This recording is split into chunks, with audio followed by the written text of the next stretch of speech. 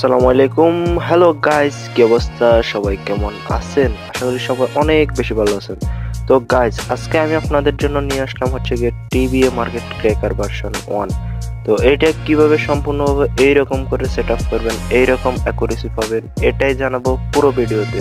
তো কথা না বাড়ায় চলেন আজকের মূল ভিডিও শুরু করা যাক। সো ইন্ডিকেটরটি ডাউনলোড করার জন্য আমার ডেসক্রিপশন চেক করুন এবং ডেসক্রিপশনে ইন্ডিকেটরটির ডাউনলোড লিংক দেওয়া আছে, সেখান থেকে সুন্দরভাবে ডাউনলোড করে ফেলুন এবং ফাইলটি এরকমভাবে ওপেন করে ফেলুন।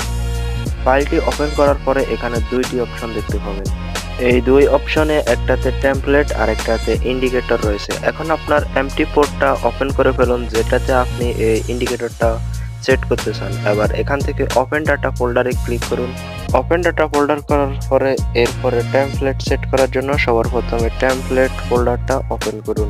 এখন এখানে দেওয়া টেমপ্লেটটা কপি করুন এবং ইন্ডিকেটর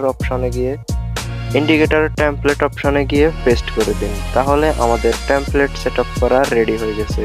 এখন আমাদেরকে ইন্ডিকেটর সেটআপ করতে হবে। তো তার জন্য আমাদেরকে প্রথমে ইন্ডিকেটর ফাইলটা ওপেন করতে হবে।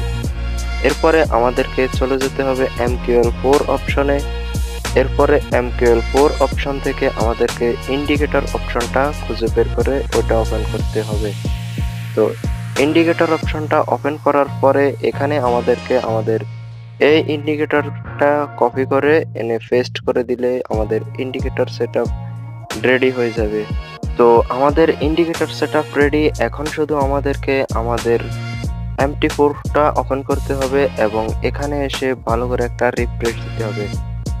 রিফ্রেশ দেওয়ার পরে দেখতে পাবেন যে আমাদের ইন্ডিকেটরটা চলে এসেছে, এর মানে আমাদের ইন্ডিকেটরটা বসানো কমপ্লিট।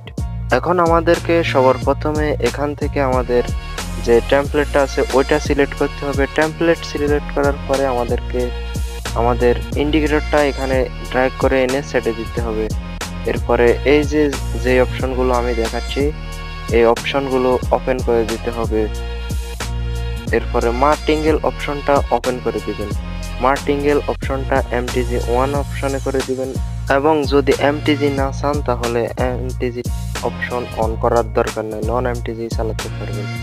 এরপরে ফিল্টার অপশনটা অন করে দিবেন, তাহলে আপনারা ভালো অ্যাকুরেসি পাবেন। তো ফিল্টার অপশনটা ভিডিওতে যেভাবে দেওয়া আছে এভাবে চাইলেও দিতে পারেন কিংবা আপনার মন মতো দিতে পারেন। এরপরে ওকেতে ক্লিক করবেন।